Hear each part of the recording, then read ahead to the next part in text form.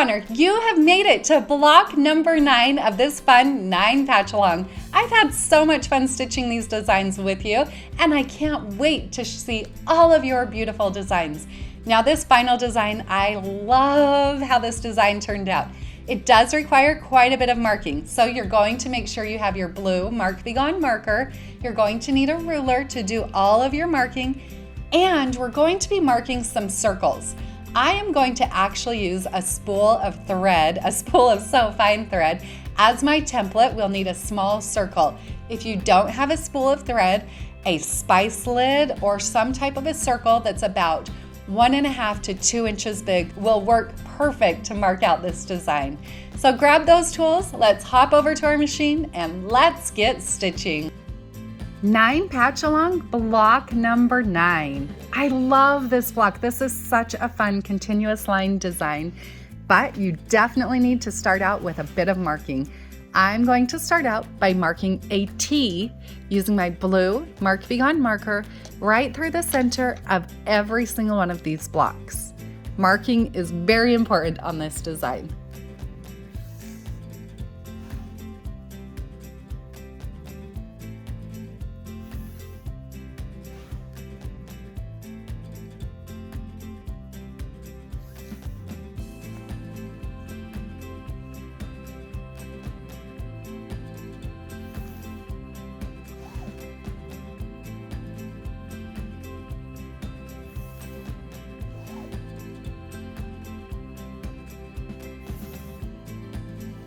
Now that I have my T all marked out, I need to go through and mark an X through the whole entire design, through every block.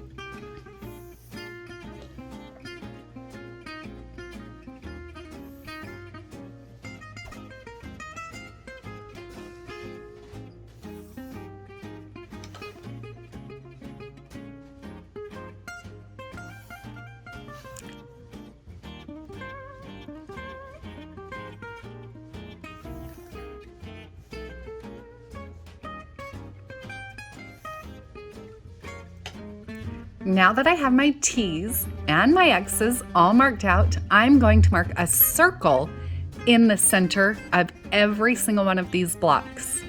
I am going to use a spool of so fine thread as my guide, but if you have a circle template or something circular, you're going to want to have a circle that's about 1 to 1.5 inches and mark a circle right in the center of each one of those blocks. After you have all of that marking complete, you're ready to begin stitching.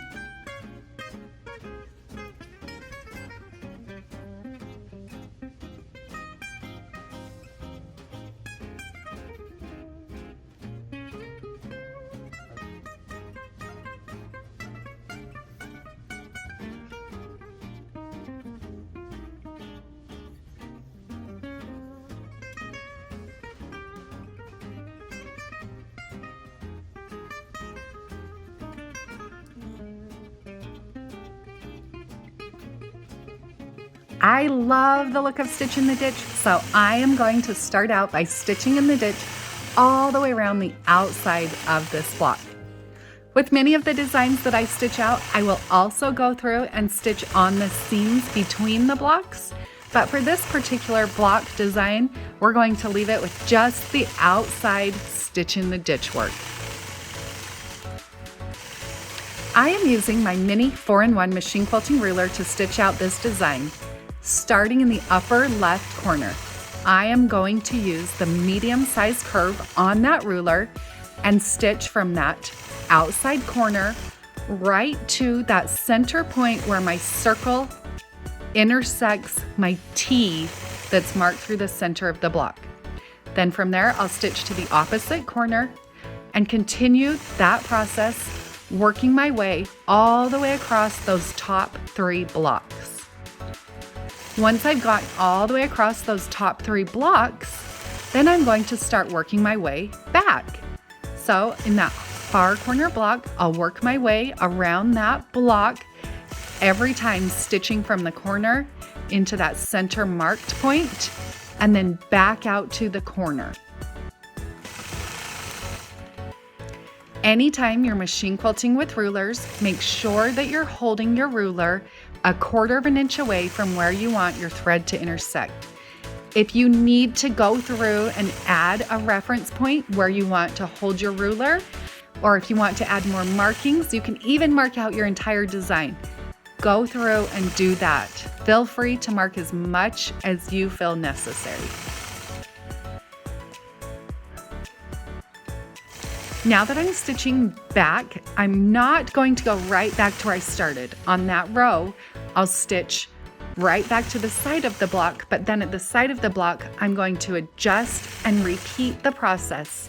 So I stitched all the way across that top row. I'm going to repeat the exact same process coming across that second row.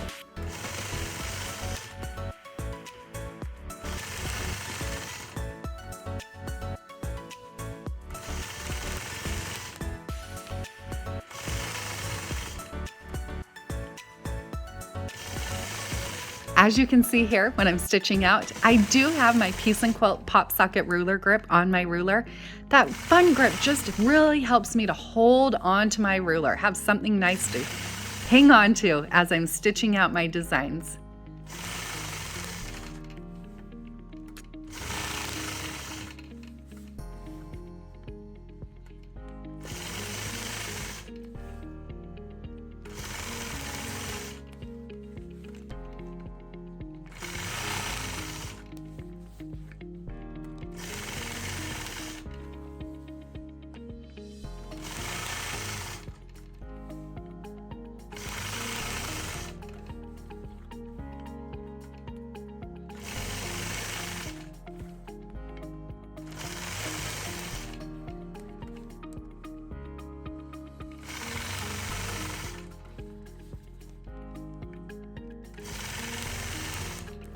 Now I'm going to repeat that exact same process, stitching those point-to-point curved lines across the 3rd row.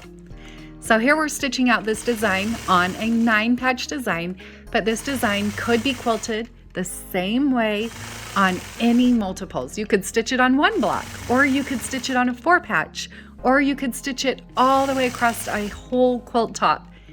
This design is adorable and would look so cute quilted out on any number of blocks.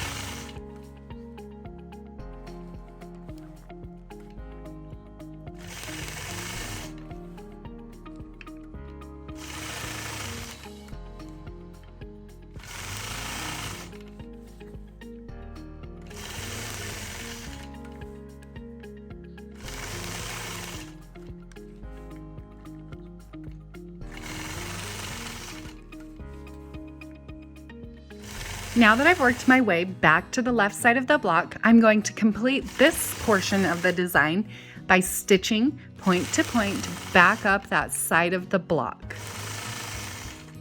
Now, if you like the design more simplistic like this, you could stop at this point and leave the design just like that. But you know I love a lot of quilting, so let's add a bit more. From that upper left corner, I'm going to travel across my ditch to the next marked point. From that marked point, I'm going to repeat the process that we did going through our quilt the first time, or our block, but this time we're going to stitch from the center top point to the angular point that intersects my circle, and then back out to the center marked point. So from the center to the angular marked point, back to the center. I'll repeat that process all the way across the top row of those blocks.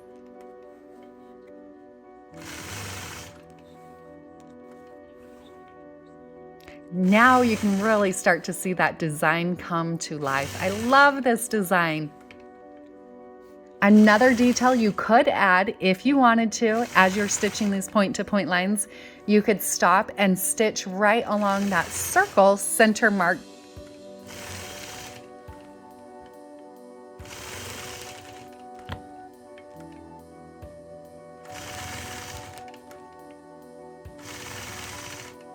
And really just add something different. You could add a little fill in there just to make it more like a flower. As I'm coming back through this design, instead of stitching all the way back to where I began stitching, you'll notice that when I'm back to the first block, then I'll travel down to the second row where I'll repeat the process, stitching across those blocks on my second row.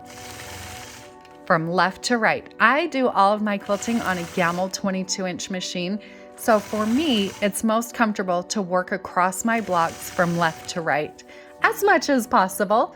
If you're working on a sit-down machine or a home machine, sometimes it might be a little bit easier to start in the center. As far as the path goes, there is no rules.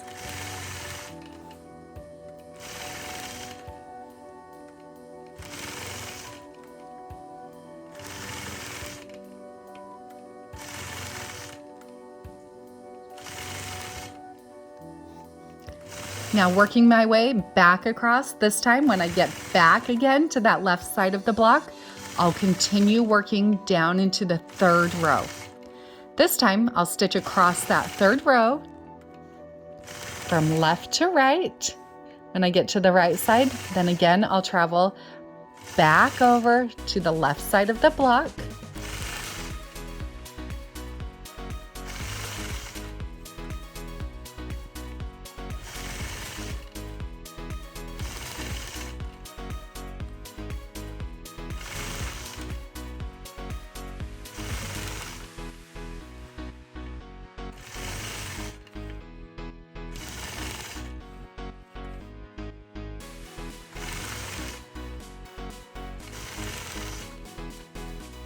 Now, when I get to the left side of the block, I'll complete those blocks on the left side, traveling back up to the point where I began my stitching.